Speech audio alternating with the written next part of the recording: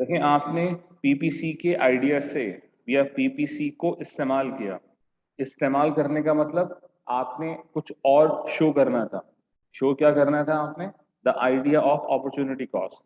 तो idea of opportunity cost को आपने शो किया with the help of PPC. ठीक है, अपॉर्चुनिटी कॉस्ट की डेफिनेशन, और उसके बाद फिर आपने एरिया के जरिए यानी कि शेडेड एरिया के जरिए और यूनिट्स के जरिए इन चीजों को समझा था।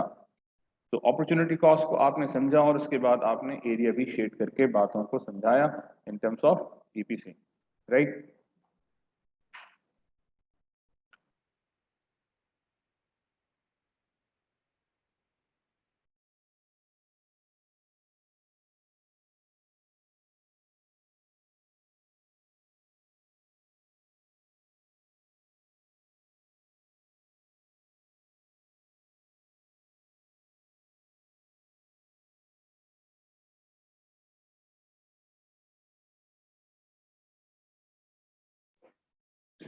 Okay ji, so after discussing the idea of opportunity cost, now we start another idea, और इस आइडिया का नाम है इकोनॉमिक ग्रोथ। तो सबसे पहले मैं आप लोगों को कंटेंट में दिखाता हूँ कि कंटेंट जहां पर आप स्टैब्लिश कर रहे हैं इसमें इसका नंबर है number 4, to show the idea of economic growth. ठीक है, to show the idea of economic growth. और इससे पहले आप लोगों को एक बात करवाई थी और उसका नाम था ग्राफ। ग्राफ आपको रिकॉल करवाता हूँ। ग्राफ में आपने लिखा था graph shows relation between two variables। A graph shows relation between two variables, और इन्हीं वेरिएबल्स में आपने कहा कि सर ग्राफ दो किस्म के होते हैं, एक कहलाता है पॉजिटिवली रिलेटेड ग्राफ और एक कहलाता है इनवर्सली रिलेटेड ग्राफ। तो हमारे यहाँ इकोनॉमिक्स में ज़्यादातर इन्हीं दो किस्म की चीज़ें इस्तेमाल होती हैं। एक कहलाता है पॉजिटिवली रिलेटेड ग्राफ और एक कहलाता है इनवर्सली रिलेटेड ग्राफ। ठीक है, जो पॉजिटिवली रिलेटेड ग्राफ होते हैं वो आपस में डायरेक्ट रिलेशन रखते हैं। लाइक ये आपको समझाया था, सपोजिंगली वाई एक्सिस और एक्स एक्सिस।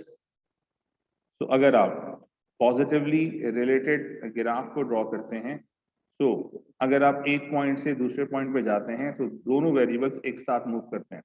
फॉर एग्जाम्पल, अगर आप ए से बी जा रहे हैं तो ये y1, तो ये y2, तो ये x1, तो ये x2। तो y में अगर इजाफा तो x में भी इजाफा। ठीक है जी। ऑन दी अदर हैंड एक और बात हमने शो करी, इनवर्सली रिलेटेड ग्राफ, जिसको आपने नेगेटिवली रिलेटेड ग्राफ कहा था। फिर आपने यहाँ पर भी दो पॉइंट्स मार्क कर दिए, एक को आपने नाम दिया इसी तरह से बी, एक को आपने नाम दिया ए। इसमें भी आपने किया, आपने कहा सर ए से बी मूव कर जाते हैं। तो ए से बी जब आप मूव कर गए तो ए से बी में हुआ क्या? x1 से x2, x तो हो गया कम, y1 से y2, y बढ़ गया, तो x कम हो चुका और y बढ़ गया। इसका मतलब ये हुआ कि यहाँ इस ग्राफ में इनवर्स रिलेशन शो होता है between the two variables. Variables यहाँ पर हमने सिंपल रखे, एक तरफ x को रखा और एक तरफ y को रखा। यहाँ पे आपने x को रखा, यहाँ पे आपने y को रखा। तो डायरेक्ट रिलेशन में आपने ये बात समझ ली कि sir variables move in a same direction. Same direction का मतलब अगर y में इजाफा तो x में इजाफा, और अगर y में कमी तो x में भी कमी। ऐसे ग्राफ्स को आपने क्या कहा था? डायरेक्टली रिलेटिव ग्राफ या positively related graph. On the other hand जहां पर वेरिएबल्स अलग अलग बिहेव कर रहे हो, फॉर एग्जाम्पल x कम हो रहा हो और y बढ़ रहा हो, या y अगर कम हो रहा है लाइक दिस, तो x अगर बढ़ रहा है, तो ऐसे ग्राफ्स को आप इनवर्सली रिलेटेड ग्राफ का नाम देते हो। फिर आपसे क्वेश्चन पूछा था कि भाई पीपीसी का बताओ, पीपीसी क्या पॉजिटिवली यानी कि डायरेक्टली रिलेटेड ग्राफ है या पीपीसी इनवर्सली रिलेटेड ग्राफ है? तो आप सब ने ये कहा था कि सर ये पीपीसी इनवर्सली रिलेटेड ग्राफ है। रीजन दोबारा से सुन लें, हर क्लास में एक कोई ना कोई नया स्टूडेंट ऐड हो रहा है, चीजें मैं थोड़ा बहुत रिवाइज आप लोगों को हमेशा करवाता हूँ। तो आपने पीपीसी को लिखा कि सर पीपीसी में दो गुड्स होते हैं, एक तरफ आपने गुड ए का नाम रखा था और एक तरफ आपने गुड बी का नाम रखा था। एज पर दी ग्राफ, अगर आप 2 पॉइंट्स मार्क आउट करते हैं और 2 पॉइंट्स में एक पॉइंट से दूसरे पॉइंट की तरफ मूव कर जाते हो तो लाजमी ऐसा होगा कि एक वेरिएबल में कमी और दूसरे वेरिएबल में इजाफा। आज यहाँ पे वेरिएबल से मुराद एक तरफ वाई एक्सिस पे गुड बी और एक तरफ एक्स एक्सिस पर गुड ए, इसे आप वेरिएबल्स कह रहे हैं। ठीक है जी। सो वेरिएबल्स के हिसाब से ग्राफ आपने बनाया, इनवर्सली रिलेटेड ग्राफ। हमेशा याद रखने वाली बात क्या है कि जहां कहीं पीपीसी बनता है वहीं सबसे मेन आइडिया पीपीसी से हम क्या ड्राइव करते हैं, the idea of opportunity cost. और क्या बात आप डिस्कस करते हैं, सेक्रीफाइस। ठीक है। सो सेक्रीफाइस, उससे पहले यू मेक अ डिसीजन, और जैसे ही आप डिसीजन मेक करते हो उसके बाद सेक्रीफाइस, और सेक्रीफाइस के बाद that is known as the idea of opportunity cost. That is known as the idea of opportunity cost. तो हमेशा पीपीसी में अगर कभी क्वेश्चन इस तरह से आए कि what is the main idea presented by PBC, so एक तरफ तो आप जरूर कहें प्रोडक्टिव कैपेसिटी को शो करता है, मगर इकोनॉमिक्स के हिसाब से अगर हम यहाँ देखें, so the idea of opportunity cost is yet another important idea which is reflected through PPC. ठीक है जी। सो अपॉर्चुनिटी कॉस्ट का आइडिया भी एक मेन आइडिया है जो कि पीपीसी के थ्रू हम शो कर रहे होते हैं, द आइडिया ऑफ सैक्रिफाइस। अब टिल नाउ यहाँ तक क्वेश्चंस, तो प्लीज या तो आप चैट पे लिख दें, माइक्स आर ओपन, आप माइक्स पे पूछ सकते हैं, अदरवाइज व्हाट्सएप का ऑप्शन भी अवेलेबल है, you may directly throw your questions on to the WhatsApp.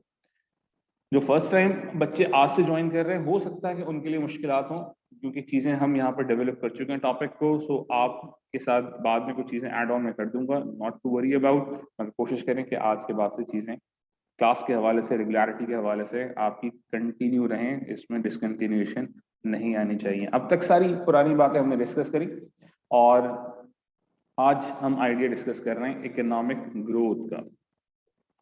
Okay, जैसा कि मैंने आपसे कहा कि आप हर एक बात को नोट करना है आपने कहाँ पर, आपने अपने रजिस्टर्स में, और उस रजिस्टर में आपके पास इकोनॉमिक्स के अलावा कोई और काम नहीं होना चाहिए, ना मैथ्स का, ना अकाउंट्स का, ना बिजनेस का।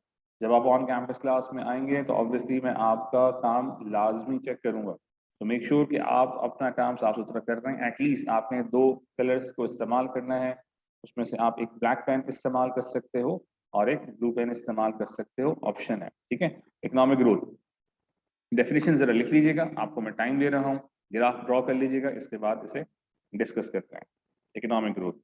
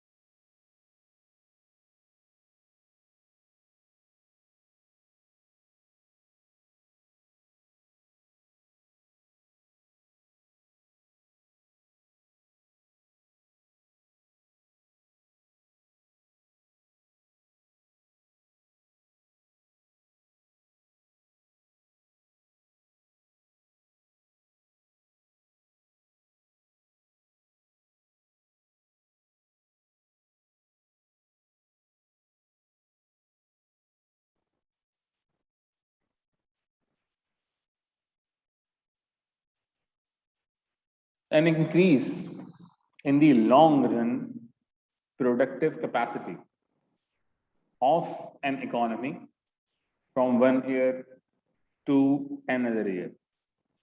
That is economic growth for you. An increase in the long run productive capacity of an economy from one year to another year. Definitions जो आपको लिखवाई जा रही हैं लफ्ज ब लफ्ज, यानी कि वर्ड टू वर्ड आप लोगों को याद होनी चाहिए, इसमें अपनी तरफ से कुछ ऐड ऑन मत करिएगा। हाँ, अगर आप के पास कोई डेफिनेशन और भी है तो प्लीज को आप किसी भी टेक्स्ट बुक से चेक कर लीजिएगा, ठीक है। एट टाइम्स हम इकोनॉमिक्स में बड़े केयरफुली होकर वर्ड्स को इस्तेमाल कर रहे होते हैं और चीज़ों के मायने भी मुख्तलिफ होते हैं। So an increase in the long run productive capacity from of an economy from 1 year to another year. Graph जरा ड्रॉ कर लें, इसमें आपको अभी समझाता हूँ कि क्या क्या चीज़ें मौजूद हैं।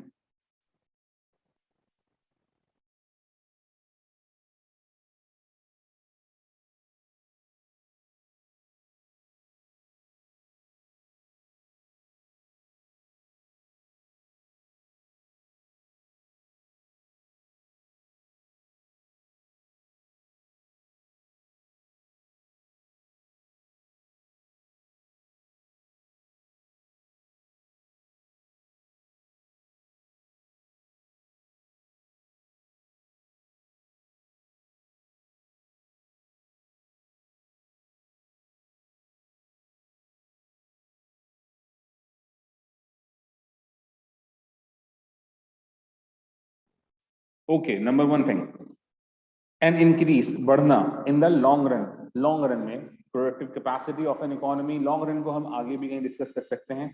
इंपॉर्टेंट क्या है कि थोड़े से लंबी ड्यूरेशन के लिए आपकी प्रोडक्टिव कैपेसिटी कहते हैं रिसोर्सेस। तो इन सिंपल टर्म्स, जब जब आपकी रिसोर्सेस में इजाफा हो, रिसोर्सेस क्या होती हैं? Factors of production. और फैक्टर्स ऑफ प्रोडक्शन कितने होते हैं? तीन। कौन कौन से? Land, labour, capital, enterprise. उनमें से भी तीन मेन कौन से होते हैं? लैंड, लेबर और कैपिटल। क्योंकि इंटरप्राइज इन्हीं तीन फैक्टर्स को या फैक्टर्स ऑफ प्रोडक्शन को मिलकर ही फॉर्म हो रहा होता है। सो जो लैंड, लेबर, कैपिटल है, these are the main important components in terms of factors of production. 1 year to another year, इसको भी डिस्कस करते हैं। जरा सबसे पहले बात करते हैं जीडीपी की। जीडीपी कहते हैं gross domestic product.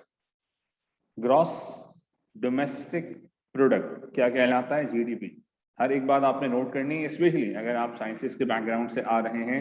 So gross domestic product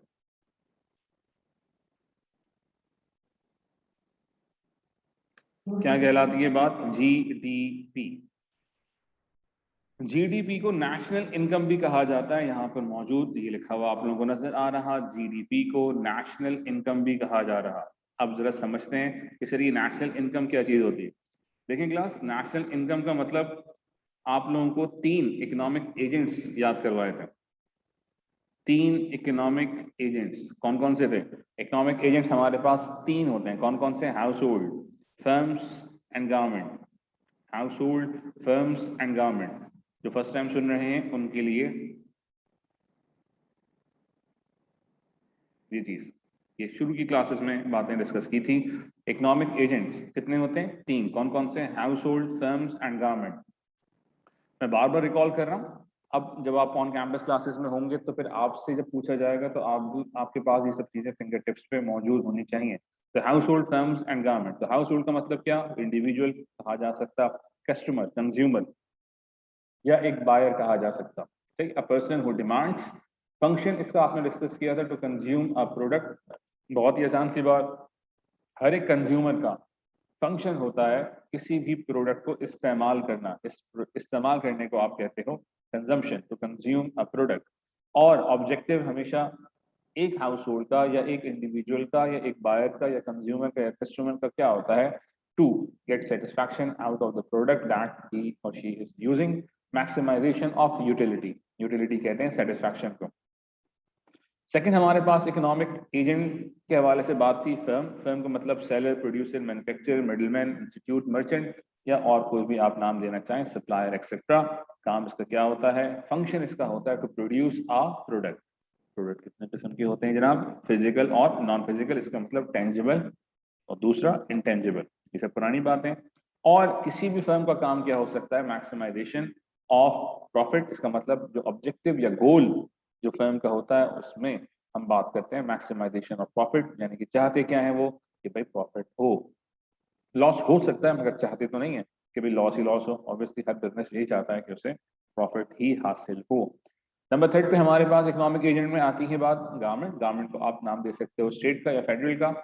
garment का फंक्शन क्या होता है? सप्लाई, जिसको प्रोविजन कहा जाता है, provision of goods and services. और आगे जाकर हम ये पढ़ेंगे इनकी दो एग्जाम्पल्स, एक कहलाती है मेरिट गुड और एक कहलाती है पब्लिक गुड। हो सकता है आपने ओ लेवल्स में भी कुछ ना कुछ इसमें डिस्कस किया हो। गारमेंट का ऑब्जेक्टिव क्या होता है? मैक्सिमाइजेशन ऑफ सोशल वेलफेयर, ठीक है। और गारमेंट एक तरह से गार्जियन होती है, जिस तरह से हमारे घर में हमारे पेरेंट्स हमारे लुक आफ्टर कर रहे होते हैं, हमारी देखभाल कर रहे होते हैं, हमें फॉस्टर करते हैं, इसी तरह से गारमेंट एट टाइम्स केयर करती है, ठीक है। इसी वजह से हर गारमेंट को वेलफेयर स्टेट कहा जाता है, वेलफेयर स्टेट कहा जाता है। और गारमेंट के लिए प्रोनाउन शी इस्तेमाल किया जाता है, ठीक है, क्योंकि वो थोड़ा सा मदरली फिगर के तौर पर इस्तेमाल होता है, धरती माँ। इस वजह से गारमेंट को इस तरह किस्म के नाम दिए जाते हैं। कहीं भी आपकी राइटिंग आपको लगता है सपोर्ट नहीं कर रही स्पीड के साथ, तो आपके पास ऑप्शन, हमेशा ऑप्शन अवेलेबल होता है ऑनलाइन क्लासेस में कि आप स्क्रीनशॉट ले सकते हैं। काम लाजमी होना चाहिए। ये सारी बातें जितनी आपने कोई मिस करी हैं, मैं बार बार रिकॉल करवा रहा होता हूँ। वापस आते हैं आज के लेक्चर पे। पीपीसी पर हम वापस आ गए। पीपीसी में हम डिस्कस कर रहे थे इकोनॉमिक ग्रोथ, और यहाँ डिस्कस करने का मतलब ये था, देखिए हर किसी की होती है इनकम। कितने इकोनॉमिक एजेंट्स हैं? 3 हैं। कौन कौन से? House hold, firms and government. ये ऑन कैंपस क्लास, सॉरी मिडिली ऑन कैंपस क्लास हो रही है, तो यहाँ पर करीब में ना किंडरगार्टन है, तो वो वहाँ से अभी आवाज़ शायद आप लोगों को आए, तो डिस्ट्रॉक्शन थोड़ी बहुत हो सकती है। बैकग्राउंड में आपको आवाज़ आएगी कुछ म्यूजिकल सब चीज़ों की ना, तो bear it.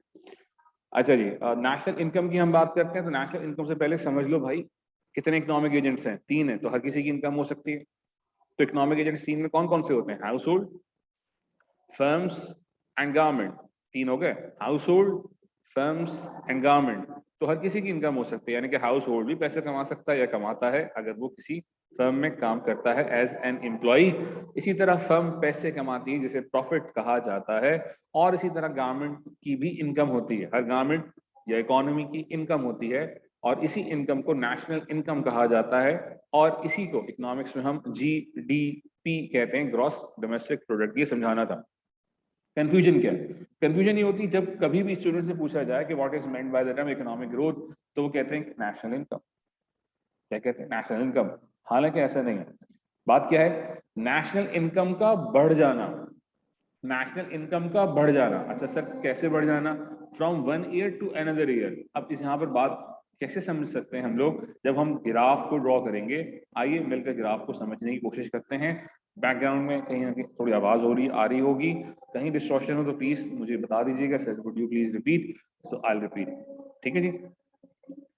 Gross domestic product, और ग्रॉस डोमेस्टिक प्रोडक्ट को हम कहते हैं कि अगर ग्रॉस डोमेस्टिक प्रोडक्ट में इजाफा हो, तो आइए जरा पीपीसी के थ्रू ग्राफ को समझते हैं। ये आपने बनाया पीपीसी 1, और ये आपने बनाया पीपीसी 2। जरा इसकी लेबलिंग चेक करते हैं। वही लेबलिंग है। इधर एक तरफ प्रोडक्ट ए लिख दें, प्रोडक्ट ए, और एक तरफ आपने लिख दिया product B. PPC 1, PPC 2। PPC 1 reflect कर रहा है ईयर 2015 को। अच्छा ठीक है, और क्या क्या? यहां पर आपके पास नेशनल इनकम थी, अगर मैं यहाँ नाम भी लिख दूं से पाकिस्तान, तो अब बातें बड़ी सिंपल हो गई, बेसिक हो गई। इसे पाकिस्तान की जीडीपी को आप रिफ्लेक्ट कर रहे हैं पीपीसी के थ्रू। और 2015 में पाकिस्तान ने पैसे कमाए ₹100। हम 100 से हमेशा हर एग्जाम्पल को डिस्कस करेंगे, आप उसके आगे बिलियन या मिलियन लगा दें। ये बिलियन मैंने लिखा हुआ है, BN, बिलियन कहा जा रहा है। पीपीसी 2 अगले साल 2016 में कितने पैसे पाकिस्तान ने कमाए? 200, और आगे क्या लिख दिया आपने? छोटा सा बिलियन। तो आज क्या हमारी डेफिनेशन कंप्लीट हो गई? जरा चेक करते हैं। An increase in the long run productive capacity of an economy from one year to another year. एक साल से दूसरे साल में अगर हमारी प्रोडक्टिव कैपेसिटी, हमारी नेशनल इनकम में अगर इजाफा हो रहा हो, तो अगर हमारी नेशनल इनकम में, रिसोर्सेस में इजाफा हो रहा हो, इसे कहा जाता है इकोनॉमिक ग्रोथ। ठीक है जी, इसे कहा जाता है इकोनॉमिक ग्रोथ। यहां तक किसी का कोई क्वेश्चन? Mics are on.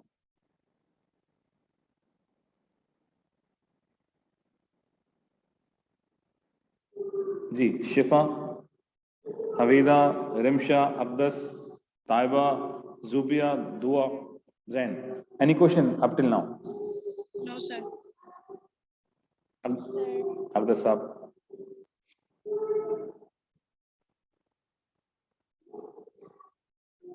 इस क्लास ऑन करके सो तो नहीं गया ना? ये देखो, ये चीजें रिपीट नहीं होंगी, फिर मुश्किल हो जाएंगी बातें। तो कोशिश क्या करें, थोड़ा थोड़ा फटाफट रिस्पॉन्ड कर दिया करें। इकोनॉमिक ग्रोथ और ग्राफ तक हमने बात करी, आगे बात को एक्सटेंड करते हैं। देखें, आप अगर ओ लेवल्स पढ़ते हुए आ रहे हैं इकोनॉमिक्स, सो आपने एक टर्म सुनी होगी, मूवमेंट अलोंग द कर्व, और एक टर्म सुनी होगी, शिफ्ट। सो आइए मैं इन टर्म्स को आपके साथ डिस्कस करता हूं, ठीक है। मूवमेंट अलोंग द कर्व का मतलब होता है एक ही कर्व पे। फॉर इंस्टेंस, अभी आपने पीपीसी बनाया, तो पीपीसी में आप ये बात कर सकते हैं कि सर पीपीसी अगर आपने ड्रॉ किया, तो इस पीपीसी में पॉइंट ए से पॉइंट बी तक मूव कर जाना, या पॉइंट बी से पॉइंट ए की तरफ मूव कर जाना, कहलाएगा क्या? Movement along the curve. Movement along the curve. In other meanings, अगर हम एक ग्राफ पे एक ही कर्व को ड्रॉ करें, एक ग्राफ पे एक ही कर्व को ड्रॉ करें, और उसी कर्व पर किसी एक पॉइंट से किसी दूसरे पॉइंट पर मूव कर जाएं, तो इसे कहा जाता है मूवमेंट अलोंग द कर्व। एक ग्राफ पे एक कर्व, और अगर उसी कर्व पर एक पॉइंट से दूसरे पॉइंट पर मूव कर गए, सो इसको कहा जाता है मूवमेंट अलोंग द कर्व। आप लोगों के जहनों में ऑब्वियसली जो पढ़ते हुए आ रहे हैं, डिमांड कर्व को लेकर कुछ ना कुछ याद आ रहा होगा, वो भी ठीक है। मगर क्योंकि हमारा कॉन्सेप्ट अभी डिमांड और सप्लाई को पढ़ना नहीं है, national anthem for you in the background, तो पीपीसी के हवाले से बात हुई कि ए से बी की तरफ मूव कर जाना या बी से ए की तरफ मूव कर जाना कहलाएगा क्या? Movement along the curve. दूसरी तरफ अगर हमारे पास एक ग्राफ पे एक से ज्यादा कर्व मौजूद हो, so in this diagram also we have a PPC available to us, और इस पीपीसी में आज आपके पास एक से दूसरे कर्व यानी कि दो कर्व नजर आ रहे हैं। ये दोनों ही पीपीसी हैं। तो ये PPC 1 and this is PPC 2। PPC 1, PPC 2। तो एक पीपीसी 1, एक पीपीसी 2 है। तो एक ग्राफ पे कितने आपको कर्व नजर आ रहे हैं? दो। इस ग्राफ में दो नजर आ रहे हैं, ख्याल रखिएगा। एक कर्व से दूसरे कर्व पे चले जाना, from one curve to another. अब यहाँ पे जो आपने ए और बी मार्क किया है, जरा गौर से देखिएगा। ये आपने ए मार्क किया, ये आपने बी मार्क किया। This is A, this is B. Now you are actually jumping from one curve to another curve while moving from point A to B in this graph। आप जंप कर रहे हो, migrate कर रहे हो, छोड़ के जाते हो। एक ग्राफ को छोड़ रहे हो और दूसरे ग्राफ पर आ रहे हो। जब आप एक कर्व को छोड़कर अगले कर्व पे आ जाओ, ये कुछ स्माइली का निशान बनने लग रहा है मुझे। एनीहाउ, ये स्माइली का निशान मैंने तो नहीं बनाया था, लग रहा है। तो ए से बी पर जाना, इस ग्राफ के हवाले से एक कर्व को छोड़कर आप अगले कर्व पे जा रहे हो, और इस वजह से हम वर्ड इस्तेमाल करते हैं शिफ्ट। ये वर्ड कहलाता है, ये टर्म कहलाती है shift. When you leave one curve and move on to the another curve, इसे कहा जाता है शिफ्ट। तो शिफ्ट हमारे पास दो किस्म के होते हैं, एक कहलाता है राइट वर्ड शिफ्ट और एक कहलाता है लेफ्ट वर्ड शिफ्ट। इस डायग्राम में जो ए से बी की तरफ हम जा रहे हैं ये राइट वर्ड है, और जो बी से ए की तरफ अगर हम आए तो ये लेफ्ट वर्ड शिफ्ट कहलाएगा। तो दोनों चीजें मैंने आपके सामने रख दी। कोई क्वेश्चन हो तो आपके माइक्स ओपन हैं, इसके अलावा चैट में भी आप पूछ सकते हैं। अब तक हमने टर्म्स डिस्कस करी दो, मूवमेंट अलोंग द कर्व और शिफ्ट। और ख्याल रखिएगा कि ये किसी भी ग्राफ में हो सकती है। फॉर एग्जाम्पल आपने डिमांड या सप्लाई को अलग अलग पढ़ा हो, तो वहां पर भी आप इसे अप्लाई कर सकते हैं। टर्म्स यही रहती हैं। मूवमेंट अलोंग द कर्व का मतलब एक ग्राफ पे एक कर्व आपको नजर आएगा, और दूसरी तरफ शिफ्ट जब भी आपको नजर आ जाएगा तो कम से कम मिनिमम आपके पास दो कर्व्स तो मौजूद होंगे। क्योंकि आज हमारा टॉपिक पीपीसी, तो हम पीपीसी के हवाले से इसे डिस्कस करते हैं।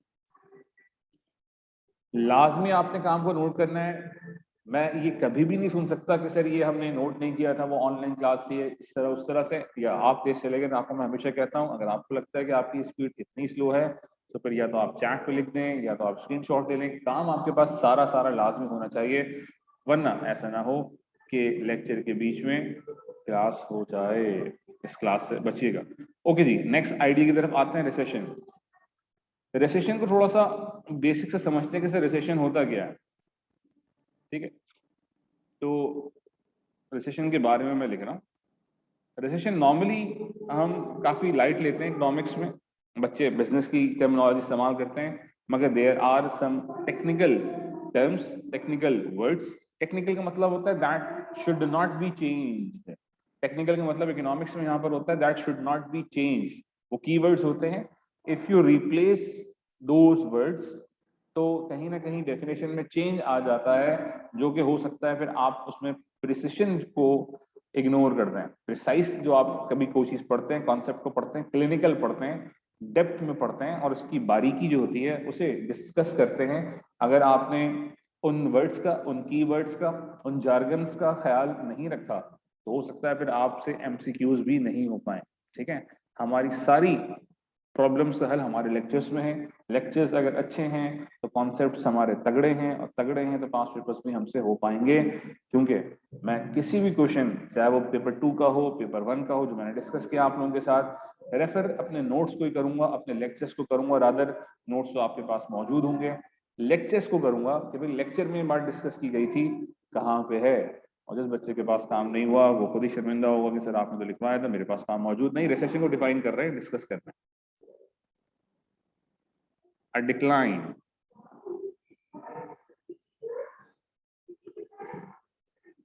in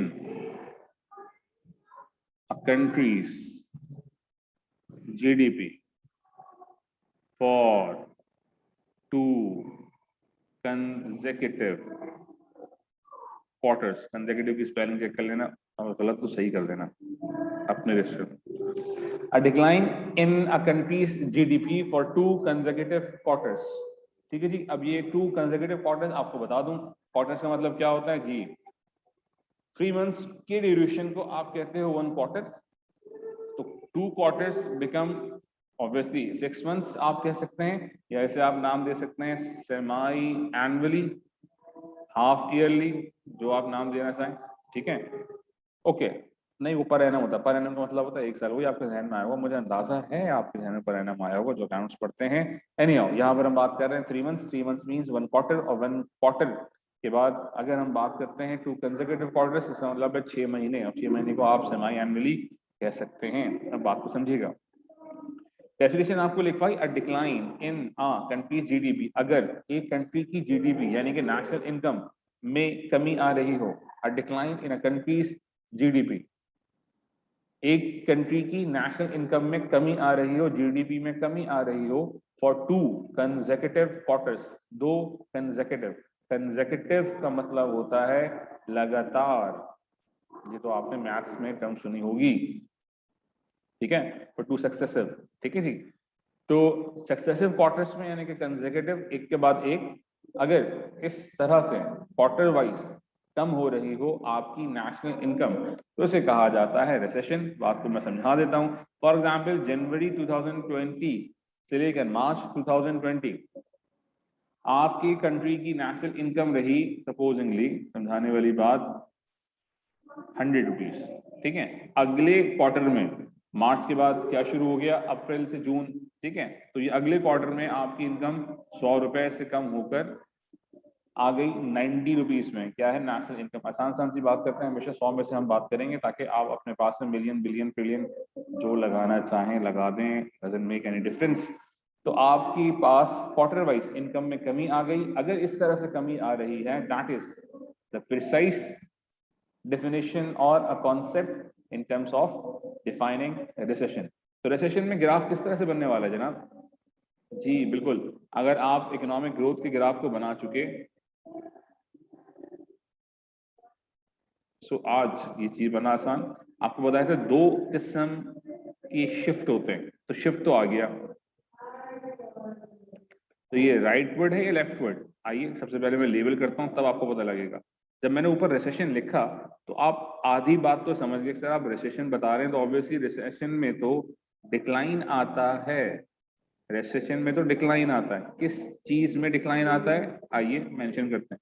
सबसे पहले ये मत भूलिए कि भाई आप पीपीसी ड्रॉ कर रहे हैं तो हमेशा पीपीसी को ऊपर लिखा करें, फिर एक तरफ गुड ए का नाम लिख दें, एक तरफ गुड बी का नाम लिख दें, और मार्किंग लाजमी है। क्या मार्किंग, किस तरह से मार्किंग, आइए करके दिखा रहा हूं ताकि आप गलती ना करें। तो PPC1 से PPC2, और अगर इस तरह से हो सो इसे भी रिसेशन कहा जा सकता है। हम सिंपलिसिटी के लिए इसमें वही ईयर लिख देते हैं, 2010 में ये रहा और ईयर 2011 में ये रहा। सो अगर ऐसा हो तो इसे रिसेशन कहा जा सकता है। So this is an economic growth and recession for you guys. आपके पास आज कॉन्सेप्ट आ गया इकोनॉमिक ग्रोथ का भी और रिसेशन का भी। ओके जी, नेक्स्ट आइडिया हमारे पास आ रहा है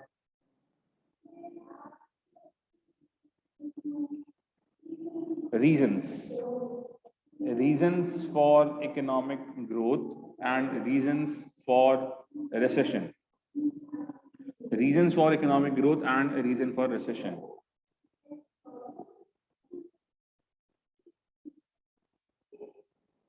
ठीक है, सबसे पहले मुझे कंफर्म करिएगा, कंफर्म मैं करवा रहा हूं आपसे। had we discussed the idea of productivity and efficiency? Productivity, जी प्रोडक्टिविटी और एफिशिएंसी को हमने डिस्कस किया है, सही है जी, जवाब आ गया यस। इसका मतलब ये है, लेट मी आस्क शिफा अमीन, मुझे बताओ कि प्रोडक्टिविटी और एफिशिएंसी क्या चीज है जो मैंने लिखवाई थी।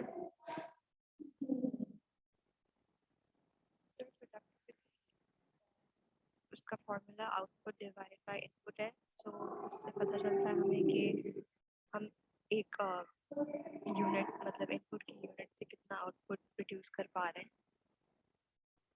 शाबाश। एंड द एफिशिएंसी होता है the highest output divided by the input. So उसका आपने एक एग्जांपल हमें दिया था कि जैसे 2 रूम को पेंट करना है, कौन सा वाला वर्कर ज़्यादा तेज उसको पेंट कर पाता है वो ज़्यादा एफिशिएंट होगा। बेहतरीन, सुपर्ब आंसर है। इसका मतलब ये हो गया कि आप ये कहना चाह रही हैं कि सर जो प्रोडक्टिविटी है,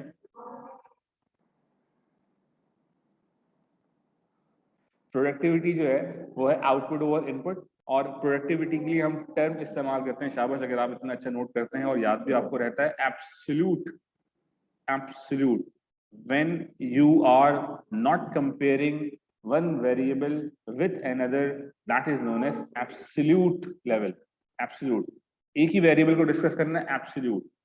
कंपैरिजन का मतलब यहाँ पे ये है कि when you are involving at least 2 ideas, तो जब भी कम से कम मिनिमम लेवल पर आपके पास एक से ज्यादा आइडियाज हों, वेरिएबल्स हों, इसे कंपैरिजन कहा जाता है। तो याद रखिएगा कि productivity goes with on absolute basis productivity, और कंपैरिजन में हम बात करते हैं एफिशिएंसी की, कि in the result we can conclude that which one, जो कि आपस में compete कर रहा है उनमें से बेस्ट कौन सा है। ये थोड़ी सी बेसिक बातें, इतनी मुश्किल टर्म्स मैंने यहाँ पे इस्तेमाल नहीं करी कि आपसे हजम ना हो।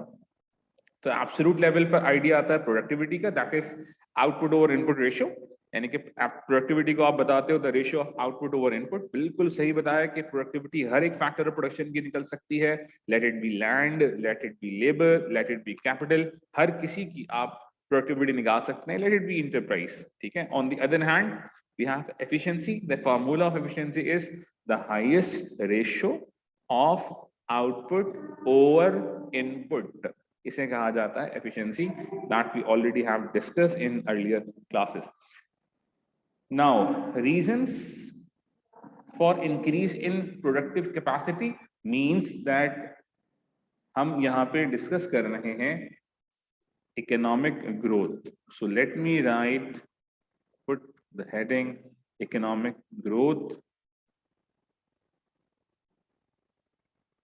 और यहाँ पर हमारे पास आ रहे हैं कुछ पॉइंटर्स। ऑब्वियसली इन पॉइंटर्स के साथ हम बातों को डिस्कस करेंगे। The PPC will move outwards. देखिए सारा काम आपके पास होना चाहिए। काम क्यों होना चाहिए मैं आपको बता रहा हूँ। जब अब मैं क्वेश्चंस की तरफ आऊंगा तो ऐसा ना हो क्वेश्चंस पर आने पर आप ही कहें सर हमें तो पता नहीं है क्या लिखना है, आप बताएं क्या लिखना है। सबसे ज्यादा बुरा आंसर ही होगा। ठीक है, तो कोशिश करें अपने अपने रजिस्टर में सारी बातें नोट करें। टाइम मैं आपको दे रहा हूँ, तेज नहीं चल रहा। ठीक है, भले आप पिक्चर खींच लें मगर लिखना आपने लाजमी है। So the PPC will move outward. PPC क्यों आउटवर्ड मूव कर जाता है, इकोनॉमिक ग्रोथ का रीजन तो आपने लिखा था, मगर आज उन सब के बारे में भी डिस्कस कर रहे हैं। The more natural resources are discovered.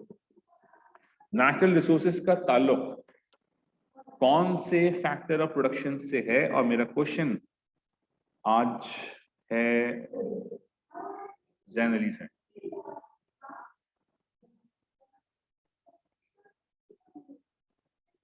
Natural resources का ताल्लुक कौन से फैक्टर ऑफ प्रोडक्शन से है? जैन, सही है जैन अली?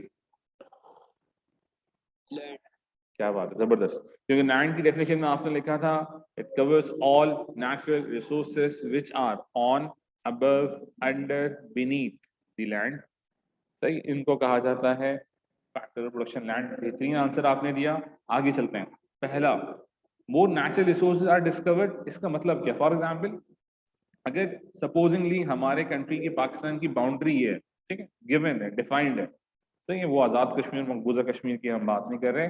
जो भी हमारी डिफाइंड बाउंड्रीज हैं, आज उसी बाउंड्रीज के अंदर रहते हुए हमें कोई नेचुरल रिसोर्स मिला, ठीक है, हमने सर्च किया और उसके बाद डिगिंग के बाद हमें पता लगा कोई नेचुरल रिसोर्स हमें मिल गया, कोल मिला हो, गोल्ड मिला हो, डायमंड मिला हो, व्हाटसोएवर। तो इसे कहते हैं डिस्कवरी ऑफ नेचुरल रिसोर्सेस या डिस्कवरी ऑफ मिनरल्स, इस किस्म के वर्ड इस्तेमाल करते हैं। तो अगर ऐसा हो तब भी हमारे रिसोर्सेज बढ़ जाते हैं। वो जो गिवन रिसोर्सेज होते हैं ना, उनमें इजाफा हो जाता है। गिवन रिसोर्सेज वही फैक्टर ऑफ प्रोडक्शन किसी एक साल के, उनमें जब इजाफा होता है तो that is known as an economic growth. Point number 1 discuss किया। Point number 2, the supply of labour. I hope, I wish कि आप लोग साथ साथ लिख रहे हैं, एक्सप्लेनेशन भी सुन रहे हैं और साथ साथ लिख भी रहे हैं। और अगर क्वेश्चन आप लोगों को हो तो do ask. The supply of labour increases due to inward migration और नेचुरल पॉपुलेशन ग्रोथ। देखें यहाँ पर उन्होंने कहा the supply of labour increases, यानी कि लेबर बढ़ते हैं। अच्छा, लेबर कैसे बढ़ते हैं?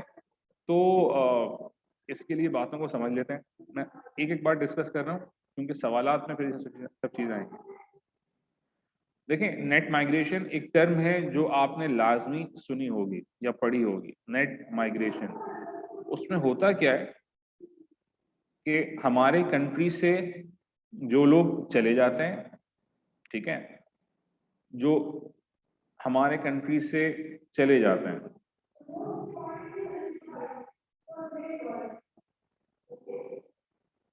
और वो लोग जो हमारे कंट्री में आ जाते हैं, इन दोनों के दरमियान जो डिफरेंस होता है उसे नेट माइग्रेशन कहते हैं। आप सबको मालूम होगा कि ई एक्सपोर्ट को रेफर करता है, और एक्सपोर्ट वैसे तो इकोनॉमिक्स में हम बैलेंस ऑफ पेमेंट्स में इस्तेमाल करते हैं टू सेल अब्रॉड, मगर यहाँ पे उस ई को यहाँ रेफरेंस बनाया गया और इमिग्रेंट्स के हवाले से बताया गया कि अगर कोई पाकिस्तान में रह रहा है, पाकिस्तान में उसकी पैदाइश है, नेटिव है यहाँ का, और पाकिस्तान छोड़ के कहीं और चला जाता है, तो उसे हम कह सकते हैं इमिग्रेंट। वहां जाकर बस गया, ठीक है, वहां जाकर रहना शुरू कर दिया, यूएसए चला गया, इसे कहा जाएगा इमिग्रेंट। प्रोनाउंसिएशन दोनों की तकरीबन बराबर ही रहती है।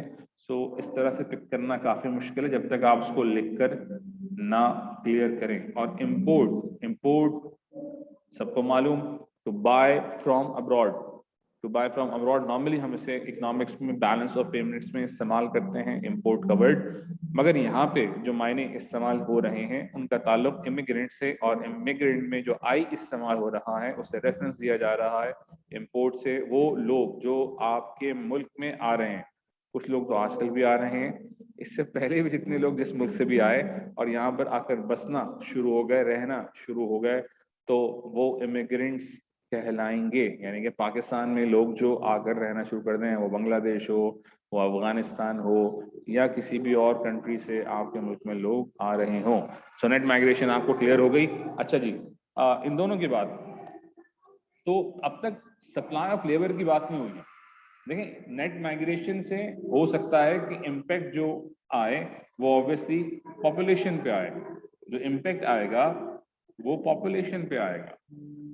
फॉर एग्जाम्पल मैं कहता हूँ कि यार ये प्लस में वैल्यू आ रही है, यानी कि कंट्री में आने वाले लोग ज्यादा थे और इमिग्रेंट्स इमिग्रेंट्स जो थे ना वो कम थे, तो आप कहेंगे से लोग तो बढ़ गए फिर तो पॉपुलेशन का एक रीजन ये होता है।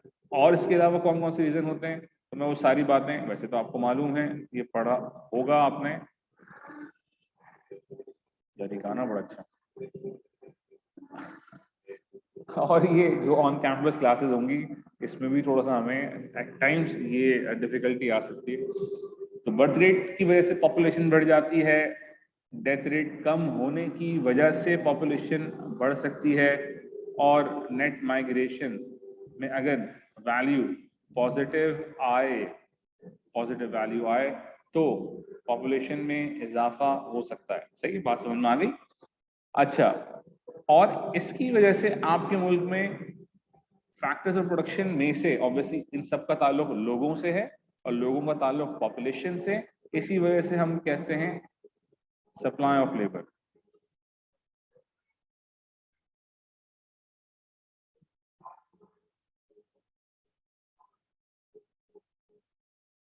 Enjoy the background music as well, और काम भी आप नोट कर रहे हैं।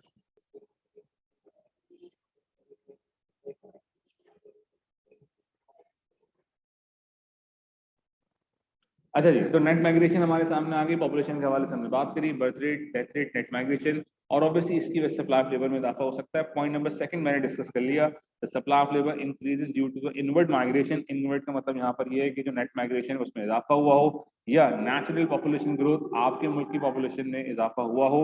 ऑब्वियसली नेचुरल पॉपुलेशन ग्रोथ में बर्थ रेट और डेथ रेट दोनों ही बातें आती हैं। The stock of capital equipment is increase, आपके पास जो स्टॉक ऑफ कैपिटल है, कैपिटल का ताल्लुक उसी फैक्टर ऑफ प्रोडक्शन से है, लैंड लेबर कैपिटल। कैपिटल का मतलब आपको लिखवाया था man made goods which help to produce other goods and services, और कैपिटल की तमाम एग्जाम्पल को कैपिटल गुड्स कहा जाता है। इसके एग्जाम्पल को कहा जाता है कैपिटल की तमाम एग्जाम्पल्स को क्या कहा जाता है? Capital goods. अच्छे बच्चे सारी बातें लिखते हैं, और जो बहुत अच्छे बच्चे होते हैं वो 3 साल के बाद जाकर अपेयर होते हैं। तो आप बहुत अच्छे बच्चे नहीं, आप अच्छे बच्चे हैं, इनको हिस्टोरिक चाहिए अगले साल।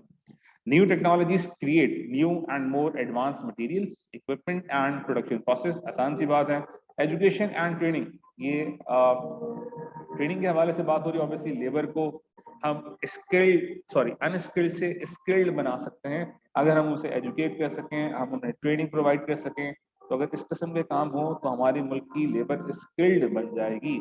Improvement in health care, reduce days lost at work due to illness and accident. आसान सी बात है कि आपके मुल्क का अगर हेल्थ सिस्टम बेहतर होगा, जिस तरह से हमारे पास और दुनिया भर में मामला सामने आए कोविड के बाद, तो यूरोप के अच्छे से कंट्रीज जिसमें इटली हो, आप स्पेन की बात करें, चाहे आप चले यूके की बात कर लें, तो बड़े बड़े सिस्टम्स कोलैप्स कर गए, क्योंकि वहाँ जो इन्फ्लेटेड प्रॉब्लम था वो बहुत ज़्यादा सिवियर था।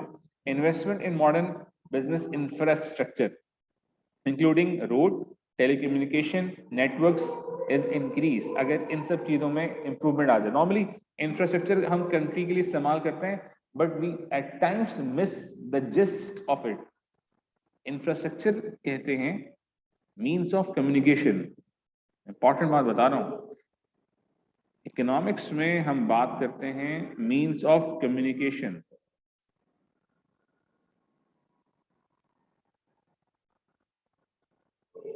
मीन्स ऑफ कम्युनिकेशन,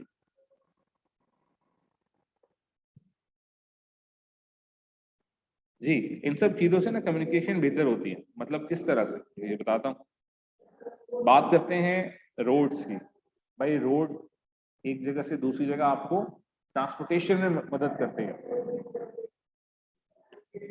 ये म्यूजिक मेरे कंट्रोल में नहीं है।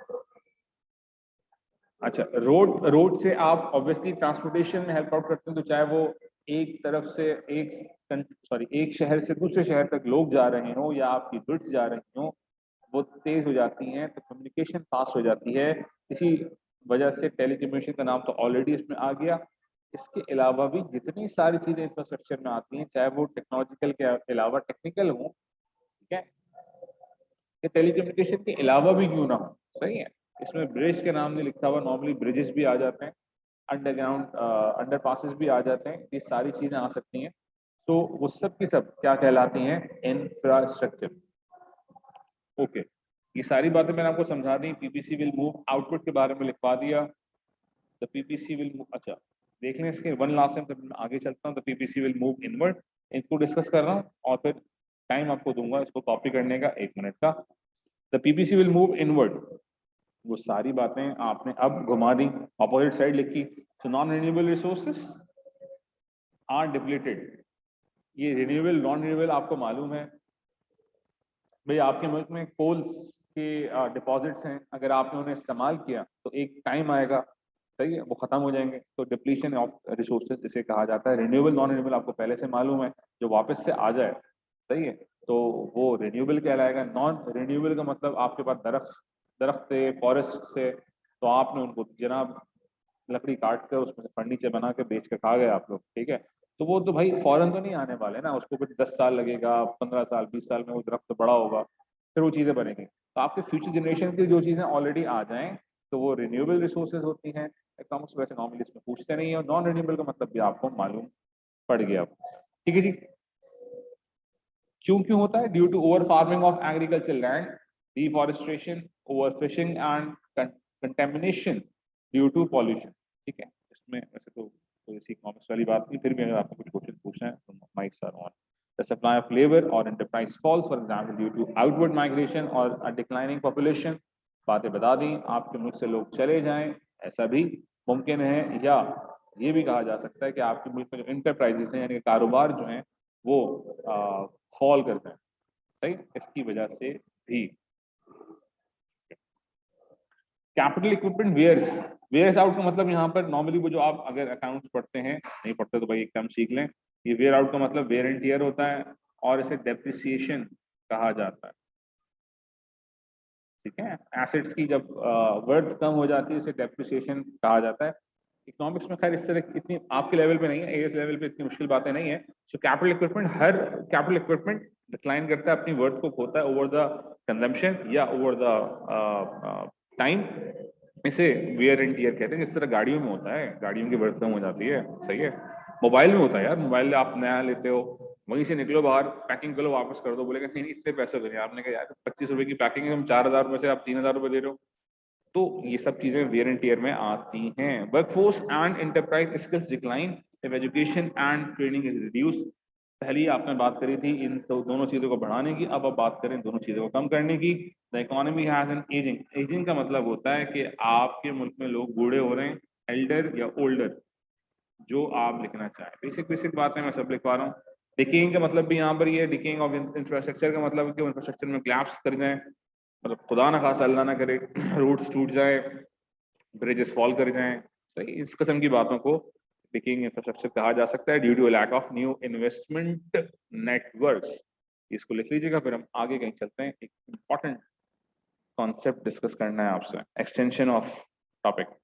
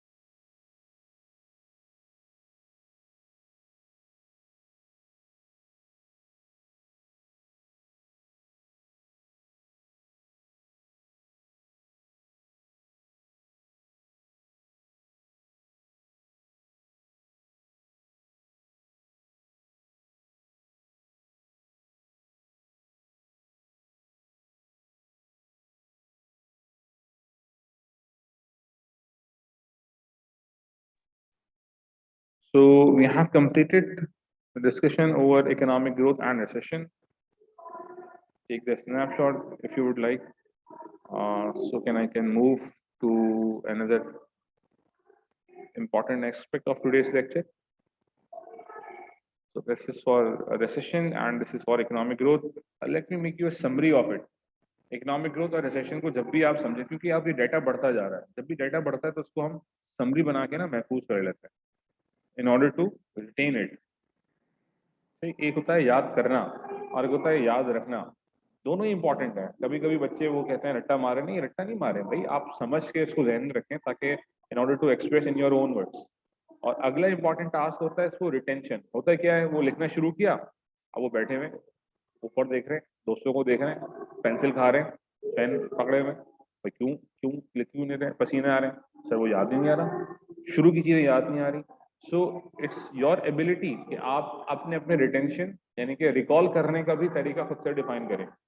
अगर आप में से किसी को भी प्रॉब्लम है तो प्लीज जब हमारी ऑन कैंपस क्लासेस हो तो ये भी बताइएगा, so that we can work it out. हम इन 2 सालों में इसको मेहनत करके इसको सीख सकते हैं और सीखने के बाद आपकी ये सब चीज़ अप्लाई आप करके आप अच्छे ग्रेड्स लिख सकते हैं। देखिए एग्जाम्स के लिए ना हमें थोड़ी सी स्मार्ट टेक्निक्स का इस्तेमाल भी करना होता है, सही है। वो एक होता है गिवन पोटेंशियल, वो आपका जब से है तब से है, ठीक है, और कुछ स्मार्ट तरीकों से आप मजीद बेहतरी ला सकते हैं इसमें। और अगर आप इतने अच्छे नहीं भी हैं, आपको लगता है कि भाई मैं कोई एवरेज स्टूडेंट ही रहा हूँ, हमेशा 70-75 के दरमियान मेरी परसेंटेज आती है, मैथ्स में इतना अच्छा नहीं, कुछ लोगों को कॉम्प्लेक्स होता है भाई, तो वो भी अपनी कम सलाहियतों से लेकर और स्मार्ट टेक्निक्स को अडॉप्ट करके एग्जाम्स में अच्छा स्कोर कर सकते हैं। वो ठीक है, मैं ये नहीं कह रहा कि आप किसी इंटेलिजेंट को बीट कर दोगे, वो अल्लाह ने उसकी तरफ से उसको प्रोवाइड की चीजें। हाँ, आप अपनी मेहनत से, अपनी कंसिस्टेंसी से, अपनी एफर्ट से कहीं ना कहीं बीट कर सकते हो, ठीक है। वो जो खरगोश वाली और जो कच्चे वाली दौड़ होती है, ठीक है, वो आपने सुनी होगी, बल्कि आजकल तो व्हाट्सएप पे या सोशल मीडिया पे नजर भी आ रही है। सो प्लीज आप अपना कॉन्फिडेंस हाई रखें, ठीक है। हम सब यहाँ पर मेहनत इसी वजह से कर रहे हैं कि हमारे अच्छे ग्रेड्स आए, और आपका आपस में कंपटीशन भी है, फिर भी एब्सोल्यूट लेवल पर भी आप चाहते हैं, हर कोई चाहता है कि भाई उसके बुरे ग्रेड्स आए।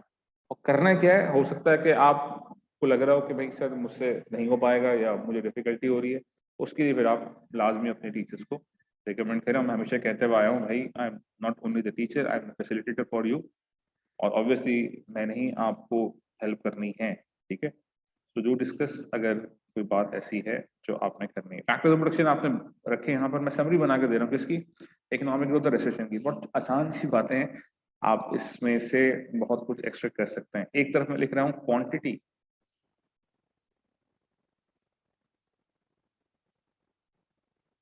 एक तरफ लिख रहा हूँ क्वालिटी। तो एक तरफ आ गया क्वांटिटी, एक तरफ आ गया क्वालिटी। अब जरा समझते हैं। अब फैक्टर्स ऑफ प्रोडक्शन में तो हमने ये लिखा, क्या क्या लिखा, एक तरफ लिखा लैंड, एक तरफ लिखा लेबर, अभी हम लिख रहे हैं कैपिटल। इंटरप्राइज की बात नहीं कर रहे क्योंकि वो इन्हीं सब चीजों से मिलकर बनती है, फॉर्म होती है। लैंड की क्वांटिटी किस तरह बढ़ती है, अभी आपने पढ़ा, discovery of natural resources. Land की क्वांटिटी किस तरह बढ़ती है, discovery of natural resources. Land की क्वालिटी में इजाफा होता है जब लैंड की फर्टिलिटी या इरिगेशन सिस्टम बेहतर हो, तो उसे कहते हैं क्वालिटी बेहतर करना। इरिगेशन सिस्टम होता है ना हमारे यहाँ, जिस तरह से हमारे यहाँ फार्मिंग लैंड है, फार्मिंग लैंड में फैसिलिटीज ही नहीं है, तो भाई वो किसान क्या फार्मिंग करेगा जब उसके पास फैसिलिटीज ही नहीं है। अब आपने पानी नहीं है, समझ लें इरिगेशन सिस्टम ऑब्वियसली मेनली पानी पे चलता है, अगर आपने पानी का निजाम बेहतर कर दिया तो क्वालिटी ऑफ लैंड बेहतर हो जाएगी। क्वांटिटी कैसे बेहतर होगी, डिस्कवरी ऑफ, शाबाश, न्यू रिसोर्सेज है।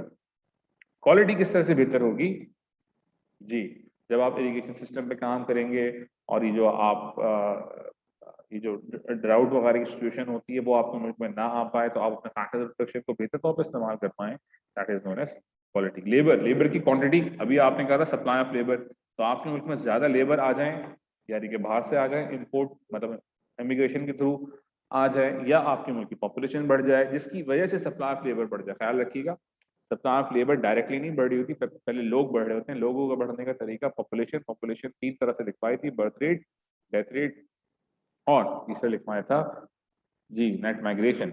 ओके, दूसरी तरफ लेबर के हवाले से हम बात करते हैं। अभी आपने डिस्कस की टर्म ट्रेडिंग वगैरह जब की जाती है, एजुकेशन वगैरह उनको दी जाती है, तो एक अनस्किल्ड लेबर भी स्किल्ड लेबर में ट्रांसफॉर्म हो सकता है। कैपिटल की क्वांटिटी ऑब्वियसली न्यू मशीन्स और अपडेशन या proper maintenance of your existing machines known as capital की क्वालिटी का बढ़ जाना। सो अगर आप इसको समझें तो आज दुनिया भर की बुक्स में से जो क्रक्स है वो हमने निकाल लिया और यहां पर उसको समेट लिया। सही है, ये समरी है किसकी, इकोनॉमिक ग्रोथ या रिसेशन की। इसी से आप पिक कर सकते हैं। जहां कहीं भूलें, नहीं याद आ रहा लिखना, सिर्फ उतना सारा लिखवाया था आपने, तो अगर नहीं याद आ रहा तो ये बातें याद रखिएगा, इससे बाहर कोई चीज नहीं होती। हाँ, आप अपनी बुक में, जो मैंने आपको बुक्स फॉरवर्ड करी हैं, आपके ग्रुप में रखी है, उसमें आप देखेंगे, उसमें आखिरी एक पॉइंट लिखा हुआ है पेज नंबर 13 टेरी बुक में। बुक पता है ना सबको, पढ़ना शुरू करी? अच्छा, कितने लोगों ने पढ़ी वैसे, जरा मुझे बताइएगा, मैं जरा जानना चाहता हूँ।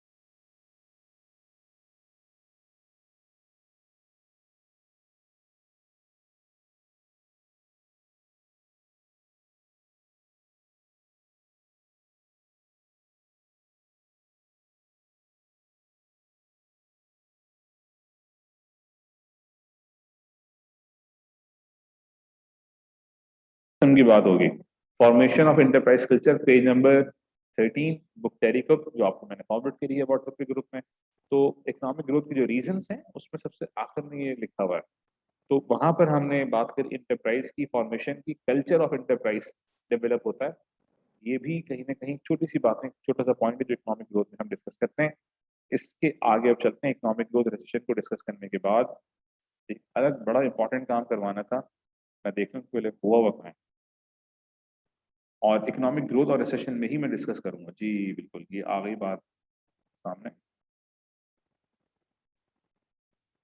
हेडिंग डाल दीजिएगा pivotal shift, PIVOTAL, pivotal shift, PIVOTAL,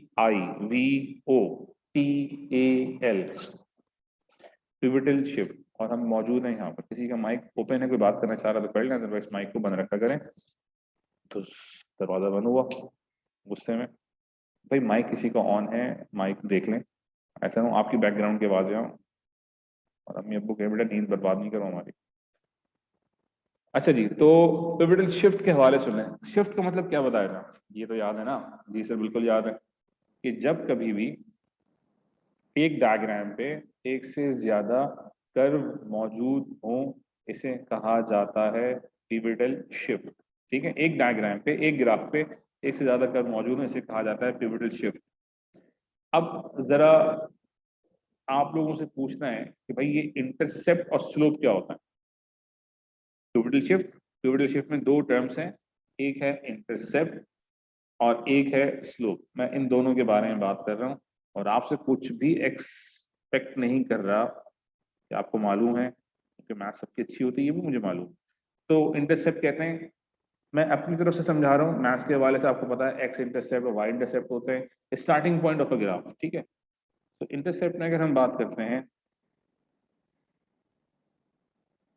कुछ बातें बच्चों को नहीं मालूम होती, पूरी पूरी मैथ्स में ये आ जाता है। ये क्या कहलाता है, वाई इंटरसेप्ट या एक्स इंटरसेप्ट?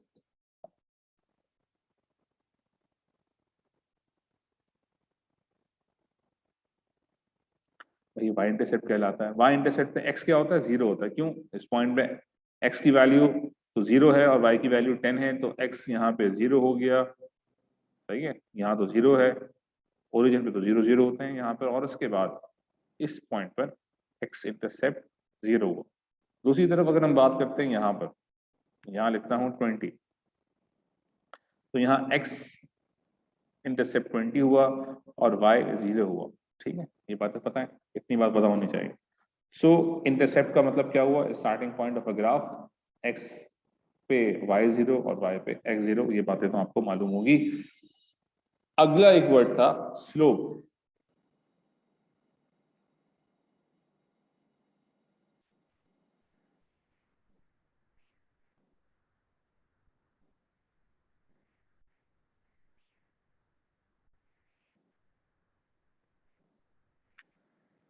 स्लोप के और क्या क्या नाम है, डिग्रीज या डिग्री कहते हैं, ग्रेडियंट भी इसे कहा जाता है, और इसे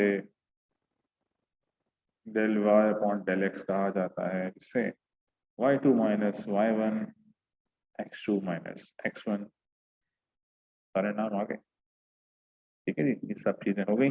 होता क्या है, डिग्रीज क्या कहलाती हैं, अब जरा डिस्कस करते हैं।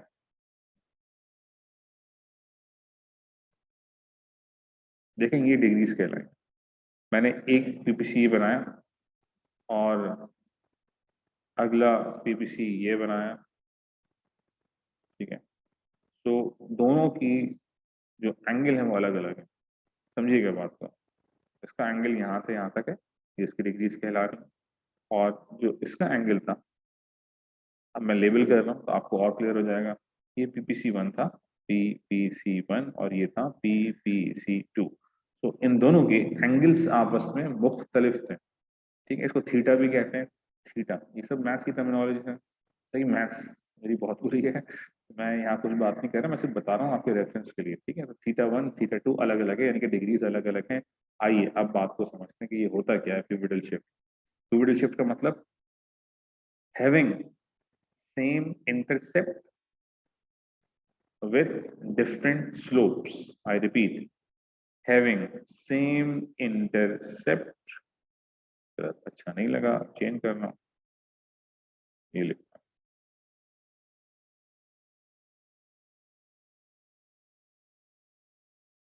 having same intercept with different slope, having same intercept with different slope। तो पॉइंट ए, यहाँ पर हमारे पास एक ऐसा पॉइंट है जहां से PPC1 भी स्टार्ट हो रहा है और जहां से PPC2 भी स्टार्ट हो रहा है।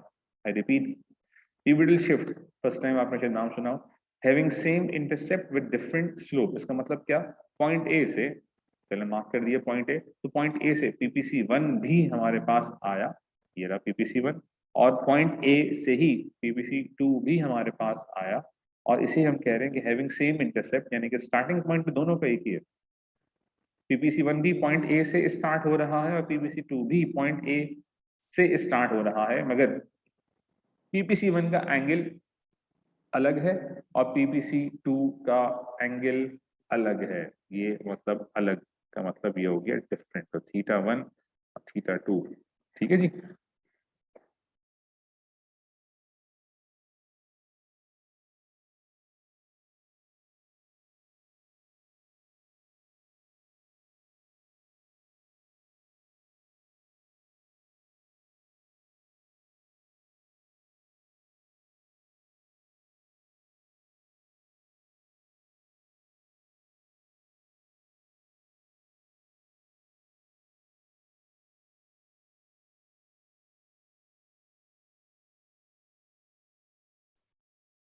तो ये ग्राफ ड्रॉ कर लीजिएगा, और अगर नहीं किया तो पिक्चर ले लीजिएगा, so that you have this work along with you in your registers।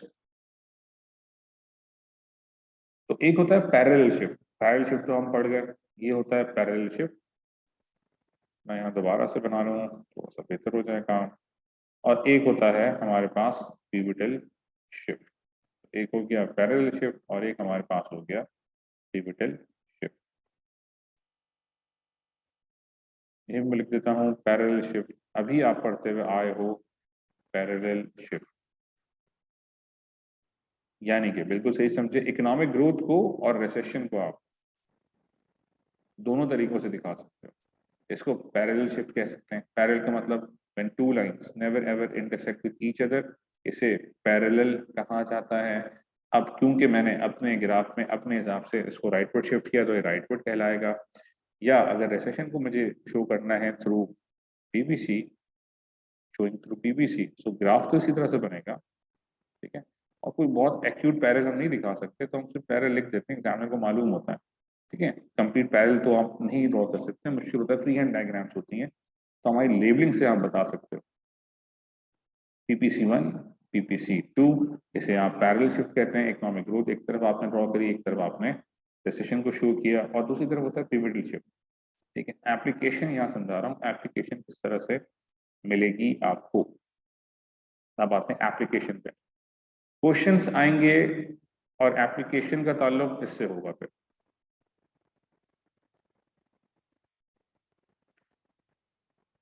ये सारी जो एप्लीकेशन है ये क्वेश्चंस के लिए करवाई जा रही हैं, ताकि पास पेपर्स के क्वेश्चन भी आपसे हो पाए। देखें, कंट्री पाकिस्तान, तो अब मैं लिखूंगा पाकिस्तान PPC,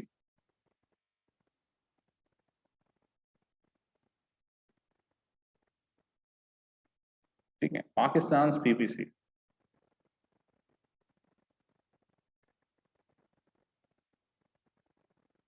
एक तरफ मैं लिख रहा हूं यहाँ पे एग्रीकल्चर गुड,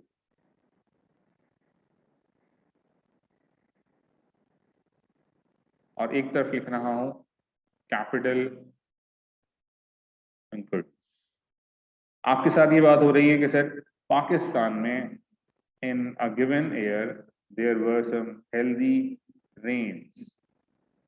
हेल्दी रेन्स का मतलब यहाँ पर ये है कि जो बारिशें हुई वो बेहतर थी, फायदेमंद थी, इसके लिए क्रॉप्स के लिए, हमारी फार्मिंग लैंड के लिए, जिसकी वजह से हमारी प्रोडक्टिविटी बेहतर हो गई, और एज अ कंट्री पाकिस्तान ने एग्रीकल्चर गुड्स को बढ़ाया एक गिवन साल में। तो ये 1 से 2 सालों में तो हमारी कंट्री की प्रोडक्शन PPC1 से PPC2 पर आ गई, मगर बारिशों की वजह से कैपिटल गुड्स रिमेन अनचेंज। ख्याल रखिएगा मैंने जुमला क्या कहा, बारिशों की वजह से कैपिटल गुड्स में कोई चेंज नहीं आया। सो पिवटल शिफ्ट यहाँ पर आएगा। पिवटल शिफ्ट का मतलब having same intercept with different slope, तो यहाँ स्लोप तो मुख्तलिफ था फ्रॉम PPC1 टू PPC2, मगर क्योंकि पाकिस्तान में there were some healthy rains, जिसकी वजह से एग्रीकल्चर गुड्स में इजाफा हुआ। सही हो गई बात। This is one of the application. मैंने इसको ड्रॉ करा क्योंकि क्वेश्चंस में सब चीजें आएंगी। दूसरी तरफ हम बात करते हैं एक इकोनॉमी और बात करता हूँ जापान की। जिसी वक्त में जापान, जर्मनी, इनके हवाले से बात सामने आए तो आपने समझना है कि सर कहीं ना कहीं टेक्नोलॉजी में बेहतरी आती है। और टेक्नोलॉजी के लिए हम वर्ड इस्तेमाल करते हैं कैपिटल गुड्स। यहाँ पे मैं लिख रहा हूँ कैपिटल गुड्स, ठीक है। और हम बात करते हैं कि जापान ने अपनी इन्वेस्टमेंट करी है कैपिटल गुड्स पे। तो कैपिटल गुड्स पे करी है, तो दूसरी तरफ जो एग्रीकल्चर गुड्स हैं उनमें कोई चेंज नहीं आया। एग्रीकल्चर गुड्स वैसी रही। कैपिटल गुड्स की प्रोडक्शन में यहाँ से यहाँ इजाफा हुआ। दूसरी तरफ की जो गुड है विल रिमेन कांस्टेंट। सही है। तो मैंने ऊपर नाम भी लिख दिया कि मैं बात कर रहा हूँ जापान पीपीसी के, जापान इकोनॉमी, और वहां पर there was an investment in capital goods. So that is how you may use these two ideas, जिसे हम कहते हैं पिवटल शिफ्ट। और पिवटल शिफ्ट राइटवर्ड भी हो सकता है और लेफ्टवर्ड भी हो सकता है, या इसे आप कह सकते हैं इनवर्ड और आउटवर्ड, या अपवर्ड या डाउनवर्ड, तो भी आप नाम देना चाहें। यहाँ पर ऑब्वियसली हम आउटवर्ड की बात कर सकते हैं, अपवर्ड की बात कर सकते हैं। तो वाई एक्सिस पे हम अपवर्ड जा रहे हैं, वाई एक्सिस पे हम बढ़ रहे हैं, इजाफा हो रहा है फ्रॉम पीपीसी 1 टू पीपीसी 2। सो अगर आप गौर से इसको डायग्राम को देख रहे हैं तो ये आपके पास पीपीसी 1 से पीपीसी 2 की मूवमेंट आ गई। इंटरसेप्ट एक्स एक्सिस पे सेम रहा।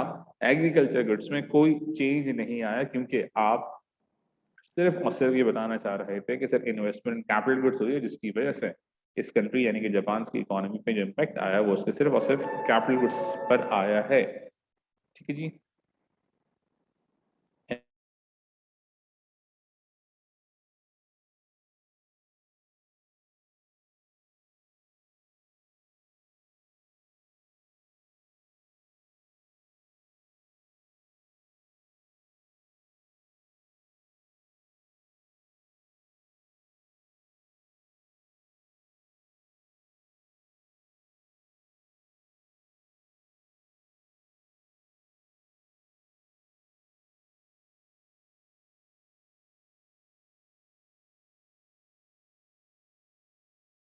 तो अब से कुछ देर बाद आपके पास आ रहे हैं क्वेश्चंस। उन क्वेश्चंस को करने से पहले आपको मैं रिकॉल करवा दूं। देखें आपके पास दो पेपर्स होते हैं, पेपर 1, पेपर 2। पेपर 1 का ड्यूरेशन आपके पास है 1 आवर, और इसमें आपके पास क्वेश्चंस होते हैं 30 क्वेश्चन, 30 मार्क्स पेपर 1। पेपर 2 आपके पास होता है 1 आवर 30 मिनट्स का। इसमें दो सेक्शंस होते हैं, section A, section B. Section A का मतलब होता है data response question, section B का मतलब होता है ऐसे स्टाइल क्वेश्चन। आज हम बात करेंगे ऐसे स्टाइल क्वेश्चन को लिखने के हवाले से। ऐसे स्टाइल क्वेश्चन दो तरह से आता है। Part A comes with 8 marks, यानी कि पार्ट ए जो होता है वो 8 मार्क्स का ही होता है हमेशा, और पार्ट बी हमेशा 12 मार्क्स का होता है। मैं बात कर रहा हूँ एएस इकोनॉमिक्स 9708। आपका वेरिएंट होता है 22 का मतलब 22। ठीक है, ये बात में पहले पीछे डिस्कस हो चुकी। अब आते हैं general pattern of writing in answer. ये एक सिंपल पैटर्न है उन बच्चों के लिए जो हमेशा कहते हैं कि सर हम किस तरह से लिखें, क्या लिखें। आज मैं रेफर कर रहा हूँ with the help of general pattern of writing in answer. यार ये म्यूजिक क्या करें इसका, एनीहाउ भाई समझ लें बात को। General pattern of writing and answer में आपके सामने आपको स्क्रीन पर नजर आ रहा है इंट्रोडक्शन। इंट्रोडक्शन में क्या है? Definition of a concept. जब कभी भी आप किसी भी क्वेश्चन को स्टार्ट करते हैं आंसर लिखना, तो स्टार्ट करेंगे आप उसी कॉन्सेप्ट की डेफिनेशन से, जो भी आपको याद हो। टेक्निकल डेफिनेशन याद होनी चाहिए, क्लिनिकल हो, बेहतरीन हो, बुक की हो, अपने पास से वर्ड्स मत लिखा करें, ज्यादा अच्छा इंट्रोडक्शन कहलाता है definition of a concept. Example उसके बाद आपने लिखनी है। ये मैं एक प्रपोज आपको तरीकेकार बता रहा हूँ, जरूरी नहीं है आपने फॉलो करना है, ना ही तरीकेकार एग्जामिनर की तरफ से कुछ डिस्कस हुआ है, डिवाइस हुआ है। हमें हम एक तरीकेकार को फॉलो कर रहे हैं। आपकी कुछ और पैटर्न है, आप उसी पैटर्न को फॉलो कर सकते हैं। मैं एक जनरल पैटर्न हमेशा हर साल डिस्कस करता हूँ, उनमें से एक है एग्जाम्पल यूज और ड्रॉ डायग्राम्स वेयर रिक्वायर्ड। लाजमी ख्याल रखिएगा एग्जामिनर पूछे या ना पूछे, आपने अपने क्वेश्चंस को फर्निश करना है, अपने आंसर्स को फर्निश करना है डायग्राम से। और डायग्राम्स के लिए मैं कहता हूँ इकोनॉमिक्स की डायग्राम्स आर लाइक फ्लावर्स। क्या है जी? Are like flowers. Nobody hates flower. Normally एक इंसान फूलों से नफरत नहीं करता, हो सकता है कुछ लोग करते हो, उनको कुछ और पसंद हो, सही, उनकी जिंदगी में फूल वूल आ गए, खिल गए हो। एनीहाउ, हम बात कर रहे हैं यहाँ पर diagrams are like flowers, nobody hates flower, so please draw diagrams. Either it's been asked within the question, mentioned in the question to draw the diagram, or either examiner never asked about it कि भाई मैं तो नहीं पूछ रहा, मर्जी तुम्हारी। इन दोनों तरह के क्वेश्चंस में आपने लाजमी तौर पर क्या करनी है? डायग्राम को बनाना है। ये मत कहना कि सर उससे तो पूछा तो नहीं रहना, why should I draw the diagram. नहीं, इस किस्म की बातें आपने नहीं करनी है। गिरा से ये बात मान लें, अपने जहन में ये बात रख लें कि लाजमी आपने डायग्राम को ड्रॉ करना है, चाहे एग्जामिनर क्वेश्चन में पूछे या ना पूछे। थर्ड पर आती है हमारे पास एक्सप्लेनेशन। इंटरप्रिटेशन हम कर चुके हैं। इंटरप्रिटेशन का मतलब होता है नॉर्मल, इसको सिंपल रखते हैं कि आप जब अल्फाजों में, वर्ड्स में डायग्राम को एक्सप्लेन करते हैं after labelling of the diagram, इसे कहा जाता है इंटरप्रिटेशन। और यहाँ तक आपके पास 8 मार्क्स की कवरेज हो जाती है। कहाँ तक आपके पास 8 मार्क्स की कवरेज हो जाती है? साथ साथ चलिएगा कर्सर के। इंट्रोडक्शन, एग्जाम्पल, एक्सप्लेनेशन, जो 8 बना हुआ लिखा हुआ नजर आ रहा है, ये इसका मतलब ये कि यार यहाँ तक 8 मार्क्स के लिए रिक्वायरमेंट पूरी हो जाती है। सो नो नीड कि आप एनालिसिस और इवैल्यूएशन करें। कितने मार्क्स के क्वेश्चन के लिए? 8 मार्क्स के क्वेश्चन के लिए नो नीड ऑफ राइटिंग या डिस्कसिंग एनालिसिस एंड इवैल्यूएशन। तो सर कब करेंगे? आइए समझते हैं। पहले समझते हैं एनालिसिस का मतलब क्या। एनालिसिस का मतलब होता है कंपैरिजन। कंपैरिजन का मतलब क्या कि जनाब अगर दो कॉन्सेप्ट हमारे पास हैं, एक है टीम पाकिस्तान क्रिकेट की टीम की बात हो रही है और एक है टीम इंडिया, तो हम जानते हैं उनके बारे में कि यार पाकिस्तान इंडिया कितनी बार आपस में खेले, पाकिस्तान इंडिया ने कितनी बार, किस टीम ने कितने मैच जीते, कितनी बार ड्रॉ हुए, किन की बॉलिंग स्ट्रेंथ अच्छी है, किन की जनाब बैटिंग अच्छी है। तो ये सारी बातें हमें मालूम है, इसे कहते हैं एनालिसिस। कंपैरिजन, क्या लिखा हुआ है? कंपैरिजन, कंपेयर करना। और आसान करते हैं, अगर आपके पास, बल्कि अब मैं मुश्किल कर रहा हूं, अगर आपके पास एक ही आइडिया हो, एक ही कॉन्सेप्ट हो, फॉर एग्जाम्पल बात करते हैं, सियासी बात तो खैर मैं नहीं करना चाहता, फिर भी जहन में आ गई बात, पीटीआई। तो पीटीआई की परफॉर्मेंस के बारे में बात करेंगे। तो पीटीआई की स्ट्रेंथ, पाकिस्तान में पॉलिटिकल पार्टी है पीटीआई, तो एक हो गई स्ट्रेंथ्स और एक हो गई वीकनेसेस, उसके प्रोज और उसके कॉन्स। तो अगर एक आइडिया हो सो उसी के एडवांटेजेस, उसी के डिसएडवांटेजेस। अब कनेक्ट करते हैं इकोनॉमिक्स से। अगर मैं बात करूं, मार्केट इकोनॉमी को डिस्कस करें, तो मार्केट इकोनॉमी को एनालाइज करने का मतलब यहाँ पर यह है कि आप उसके एडवांटेज और उसके डिसएडवांटेज देखें इन सिंपल टर्म्स, ठीक है, या उसकी स्ट्रेंथ्स या वीकनेसेस लिखें, या उसके प्रोज या कॉन्स लिखें। That is known as analysis, ठीक है। ये बेसिक लेवल पे आपके एनालिसिस आ रहे हैं। इवैल्यूएशन की हम बात करते हैं, so it represents your final words, your conclusion, your result, your point of view, your stance, your value judgment। ये सारी बातें आती हैं कहाँ पर? इवैल्यूएशन में। तो जब भी आप कंक्लूड करते हैं आंसर को 12 मार्क्स के लिए, 12 मार्क्स का मतलब क्या? ये रहा 12 मार्क्स। ये सारी चीजें, point number 1, point number 2, point number 3, point number 4, point number 5, ये सारी की सारी चीजें कहलाती हैं।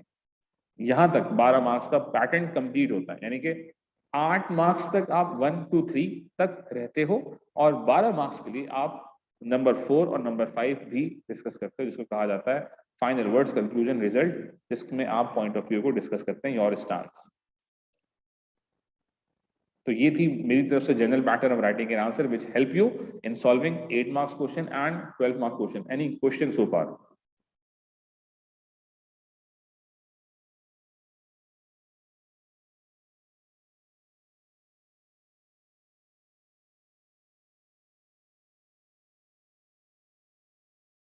Here you go with the first assignment. इसमें you have a lot of questions. For example, the basic question that I would assign you to complete with the help of general pattern of writing an answer, और वो होगा